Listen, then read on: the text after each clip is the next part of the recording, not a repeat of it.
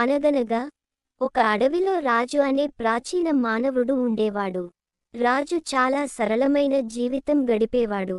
ప్రతిరోజు ఉదయం లేచి తినడానికి పండ్లు, ఆకులు సేకరించేవాడు. అలా అతని జీవితం సమీపంలోని చెట్లు, గడ్డి, రాళ్ల మధ్యలోనే గడిచేది. భవిష్యత్తు అనే మాట తనకు తెలియదు. అలా అని అలాంటి ఆలోచనలు రాలేదు. అదే అడవిలో చిట్టి అనే తెలివైన ముంకీ ఉండేది.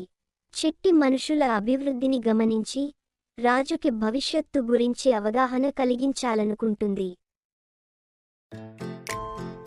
హే రజు, నువ్వు ప్రతిరోజు ఇదే చేస్తూనే ఉన్నావా? అవును చిట్టి, ఈ రోజు కూడా పండ్లు తీసుకువస్తున్నాను. ఇవి తినడమే నా పని. పండ్లు తినడం మంచిదే, కానీ నువ్వు భవిష్యత్తును గురించి ఆలోచిస్తున్నావా? భవిష్యత్తా? అది ఏమిట్రా చిట్టి? భవిష్యత్తు అంటే ఈ రోజు నువ్వు చేసే పనులు రేపటి రోజును ప్రభావితం చేస్తాయి.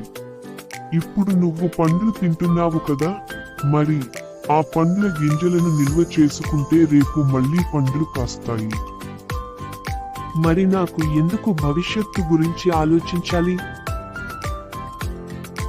ఎందుకంటే నువ్వు భవిష్యత్తు కోసం సిద్ధమవుతే నీ జీవితం మరింత సుఖంగా, సురక్షితంగా ఉంటుంది.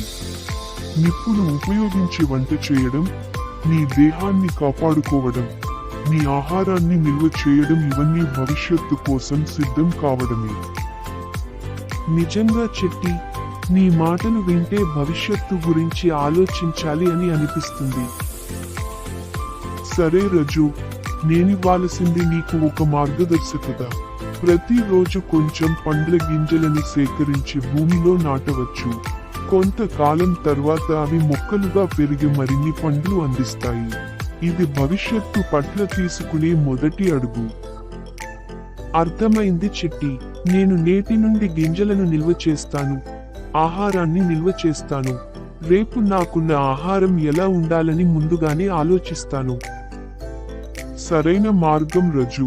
భవిష్యత్తు పట్ల అవగాహన పెంచుకోవడం ఎప్పుడూ మంచిది.